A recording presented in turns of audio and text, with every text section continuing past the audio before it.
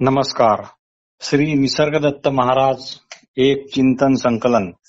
श्री निसर्गदत्त महाराज एक चिंतन संकलन भाग 133. भाग 133. श्री निसर्गदत्त महाराज काही चिंतनीय मुद्दे. श्री निसर्गदत्त महाराज काही चिंतनीय मुद्दे.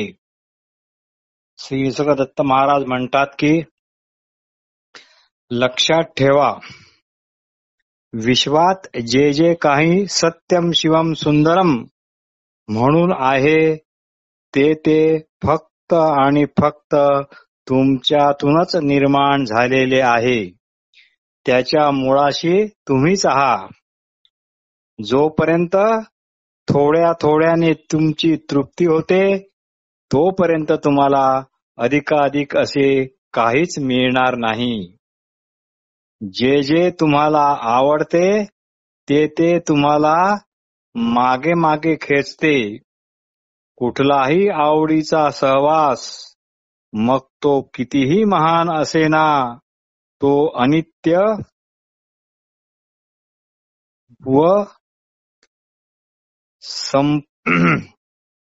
अपरिपूर्णच आहे. तो अनित्य व परिपूर्णच आहे. तो तुम्हाला पूर्ण समाधान कधीच देऊ शकणार नाही, कारण की तो संपणार तर नाही ना, हे भय सतत तुमच्या पाठी असते. जेव्हा तुम्हाला पूर्ण खात्री होईल तेव्हाच तुम्हाला याची पूर्ण खात्री होईल तेव्हाच तुम्हाला अगदी मोकळे मोकळे वाटेल. एका साधकाने जे कृष्णमूर्ती विषयी विचारले, साधक म्हणतो, श्री जे कृष्णमूर्ती म्हणतात, गुरूंची अजिबात आवश्यकता नाही. गुरुची अजिबात आवश्यकता नाही. यावर महाराज म्हणाले, कुणीतरी तुम्हाला ते तू आहेस हे निदान एकदा तरी सांगितलेच पाहिजे ना.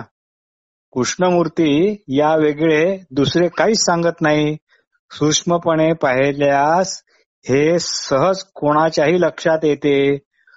गुरुची आवश्यकता नाही असे जे कृष्णमूर्ती म्हणतात ते एका अर्थाने खरेच आहे, कारण गुरूंची धडसोड करणारे असे खूप लोक आहेत. त्यांना आतल्या गुरुविषयी काहीच माहिती नसते.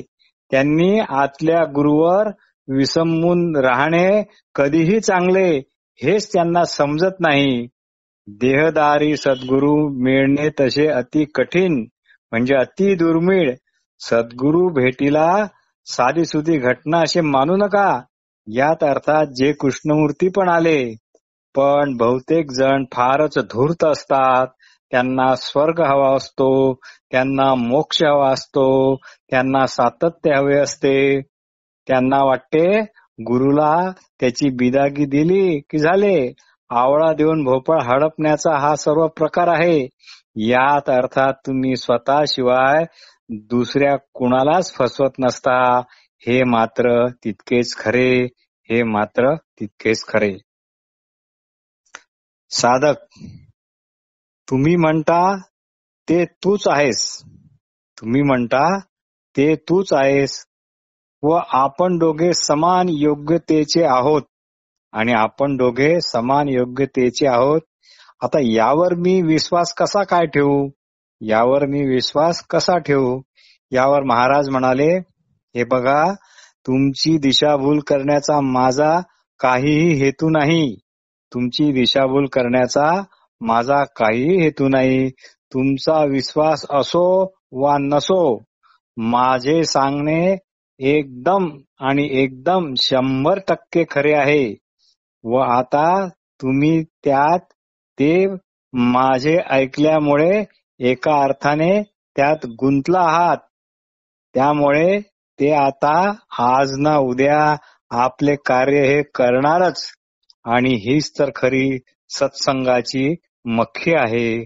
आणि हीच तर खरी सत्संगाची मख्खी आहे. साधक विचारतो, आपल्या शेजारी स्तब्ध, शांत, निवांत बसून राहणे याला साधना म्हणता येईल काय? महाराज म्हणाले, का नाही? का नाही त्याला साधना म्हणता येणार? जीवन निरंतर प्रवाही आहे. त्यात फक्त तुम्हालाच मर्यादितपणे तुम्हालाच मर्यादितपणे पाहता. पण मला तुम्ही म्हणजे नक्की काय? हे मी तुम्हाला खोलवर पाहू शकतो. तुम्ही म्हणजे नक्की काय हे मी तुम्हाला खोलवर पाहू शकतो. तेव्हा लक्षात येते की माझ्या वेगळे तुम्ही नाही. माझ्या शेजारी बसण्याचा आणि शांत निवांतपणे राहण्याचा अर्थ हाच की तुम्ही पण माझ्याहून वेगळे नाही याची थोडी भनक निश्चित लागली आहे. याची थोडी भनक नक्कीच लागली आहे. विजाईता न पाहणे हेच प्रेम स्वरूप होण्याचे खरे रहस्य आहे. श्री रमण महर्षींच्या जवळ शांत मौन बसणे याच कारणाकरता कित्येकांना आवडत असे. साधक, तुम्ही जसे मला पाहता तसे मला स्वतःकडे कधी पाहता येईल काय? आता तुम्ही जसे मला पाहता तसे मला माझ्या स्वतःकडे कधी पाहता येईल का? यावर श्री महाराज म्हणाले, हे बघा, सर्वच देहाच्या ठिकाणी आपापला देहधर्म पाळतात. कुठल्याही देहधारीचा त्याच्याशी कुणाचा काहीच संबंध येत नाही आणि देह पण तो संबंध येऊच देत नाही. फक्त खाणे पिणे अर्थात आहार, निद्रा, भय, मैथून हेच देहधारींच्या हाती आहे. यावरच त्याची सत्ता चालते. बाकी कशावरही त्याची सत्ता चालत नाही. एवढे समजले की ते भरपूर आहे. पण हे न समजल्यामुळे मात्र देहबुद्धी अतिशय दृढ झाली आहे आणि त्यामुळेच स्वरूप दर्शन दुरावले आहे. म्हणून अज्ञानामुळे स्वतःवर लादलेली देहबुद्धी हाच सर्वात मोठा अडंगा आहे, सर्वात मोठा अडथळा आहे. साधक, आपण नेहमी म्हणता मनाच्या पलीकडे जा, पण तुमच्या या शब्दांनी माझे काहीही थोडेही मार्गदर्शन होत नाही. हे शब्द माझ्या अजिबात उपयोगाचे नाही. यावर तुम्ही काय सांगाल? यावर महाराज म्हणाले, मनानेच मनाचा शोध घेतला तर काहीही होणार नाही. मनाच्या पलीकडे जाण्यासाठी दुरूनच मनाच्या भरवणीकडे बारकाईने लक्ष दिले पाहिजे. मन भरवणीपासून वेगळे स्वतंत्र नाही. मन आणि भरवण एकच याचा बोध झाला पाहिजे. जसे गवताच्या दोरीनेच गवताच्या पेंड्या बांधाव्यात, त्याप्रमाणे गवत आणि दोरी एकच. त्याचप्रमाणे मन आणि भरवण ही एकच. इथे मन म्हणजे दोरी समजा आणि भरवण म्हणजे पेंडी समजा. असो तर दुरूनच हा शब्द अतिशय महत्वाचा आहे. म्हणजे मनाच्या पलीकडे जाण्यासाठी दुरूनच मनाच्या भरवणीकडे बारकाईने लक्ष दिले पाहिजे. हा दुरूनच शब्द अतिशय महत्वाचा आहे. मग वृत्तीच्या मागे धावणे बंद होईल आणि तुम्ही केवळ आपल्या शुद्ध असणेपणात स्थिर व्हाल. तेव्हा असे स्थिर होताच जो मोकळेपणाचा भाव प्रगटेल तो पूर्वी कधीही तुमच्या अनुभवात आलेला नसेल. हा असा अनुभव तुम्ही फक्त एकदाच जरी घेतला तरी तुम्ही पूर्वीचे राहणार नाही, कारण आता मन न मन झालेले आहे. कारण आता मन नमन झालेले आहे. तुमच्या देहात तुमच्या नकळत बरेच काही चालत असते. तुमच्या देहात तुमच्याच नकळत बरेच काही चालत असते. त्यात अनेक धोके पण असतात. त्यात जीव पण जाऊ शकतो. पण तरीही जीवाशी तुमचे नाते ममत्वाचेच असते. पण तरीही देहाशी तुमचे नाते ममत्वाचेच असते. त्यामुळे तुम्हाला ती भीती वाटत नाही. अखिल विश्वाला आपला देह माना व मग निर्भयपणे वावरा, असे श्री निसर्गदत्त महाराज म्हणतात. फार तर तुम्हाला 2 देह आहे असे समजा. एक वैयक्तिक आणि दुसरा वैश्विक. व्यक्तिगत देह येतात जातात. मग परत दुसरेच व्यक्तिगत देह येतात, तेही जातात. मग परत तिसरेच व्यक्तिगत देह येतात आणि तेही जातात. असो, पण वैश्विक देह मात्र निरंतर जसाच्या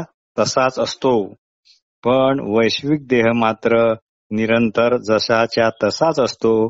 व्यक्तिगत देहाला मी मानल्यामुळे तुम्हाला इतके अंध बनवले आहे की तुमच्या वैश्विक देहाचा तुम्हाला विसर पडला आहे.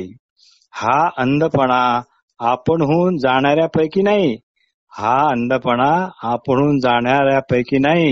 तो जाणीवपूर्वक आणि कौशल्यानेच घालवावा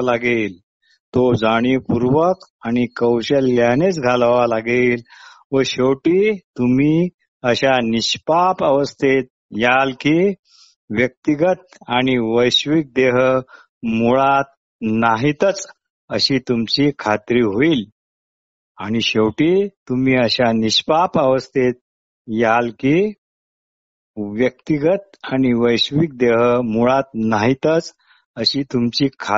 पटेल. जेव्हा तुम्ही तुमच्या स्वरूपात खोल बुडी मारून तळाशी जाल, तेव्हा तुम्ही जाणाल की तुमचा देह हा तुमचे एक शुद्ध कल्पित स्मरण या व्यतिरिक्त काही नाही. पण तुम्ही मात्र अथांग जीवन सागर आहात. तुम्ही जेव्हा स्वरूपात खोल बुडी मारून तळाशी जाल, तेव्हा तुम्ही जाणाल की तुमचा देह हे तुमचे शुद्ध कल्पित असे क्षणिक स्मरण आहे. पण तुम्ही मात्र अथांग जीवन सागरच आहात. तुमच्या देहात असंख्य घडामोडी नित्य चालू असतात. त्या सगळ्या तुमच्या जाणीवेत कुठे प्रतीत होतात. असे असूनही हा माझा देह आहे असे तुम्ही मात्र बेधडक म्हणतास ना, व त्याचा वापर करण्यास तुम्हाला काहीच अडचण पण येत नाही. तुम्ही तुमच्या देहाला काय किंवा जगाला काय जाणता ते इंद्रियाच्या आधाराने जाणता. दोघांना म्हणजे देह व जग यांना जाणण्याची रीत एकच आहे. आत बाहेर आहे ते सर्व एकच आहे. परंतु तुमच्या मनानेच तुमच्या त्वचेच्या बाहेरच्या आणि त्वचेच्या आतील जगाची फारकत करून त्याच्यात व्यर्थ असा विरोध कल्पिला आहे. मुळात नसलेल्या भय व द्वेष यांची निर्मिती या कल्पनेनेच झाली आहे. हेच तुम्ही ओळखा. श्री निसर्गदत्त महाराज म्हणतात, साधक त्याला म्हणावे की जो स्वतःच्या शोधार्थ म्हणजे मी काय आहे याच्या शोधार्थ निघाला आहे.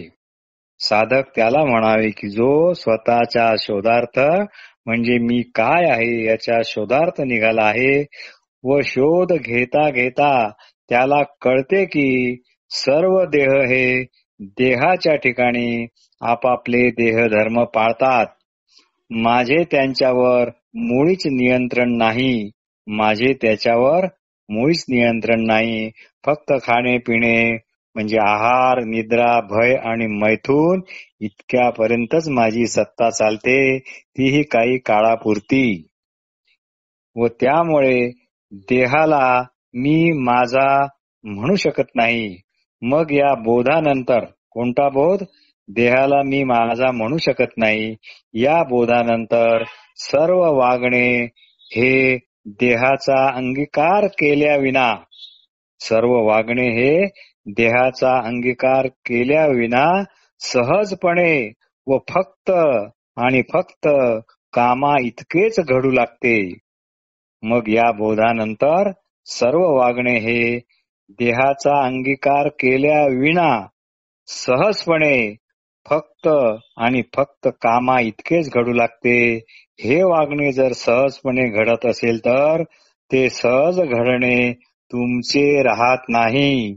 मग ते सहज घडणे तुमचे राहत नाही तर ते अखिल विश्वाचे असते. तुम्ही होय म्हटले म्हणूनच विश्व आहे. तुम्ही होय म्हटले म्हणूनच विश्व आहे. देहच मी, यामुळे तुम्ही परिस्थितीचे असे दास झाले आहात. पण ही जाणीवच नसेल तर तेथे जे शिल्लक राहील ती आहे ती विश्व जाणीवच असेल. निसर्गदत्त महाराज म्हणतात, इतके जरी असले तरी मी व्यक्ती जाणीवेत पण नाही आणि विश्व जाणीवेत पण नाही.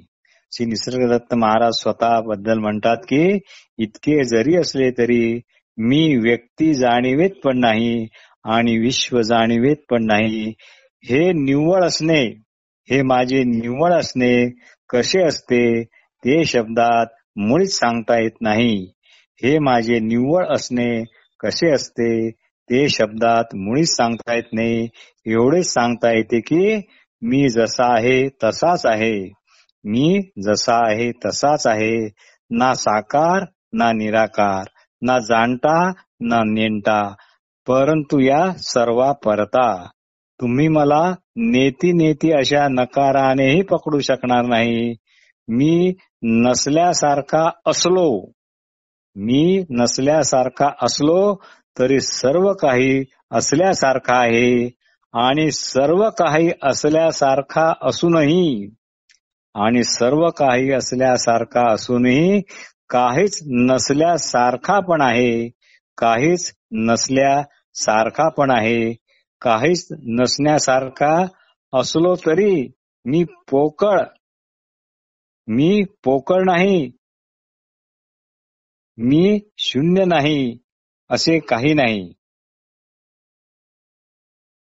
काहीच नसल्यासारखा असलो तरी मी पोकळ आहे, शून्य आहे असे नाही. नमस्कार.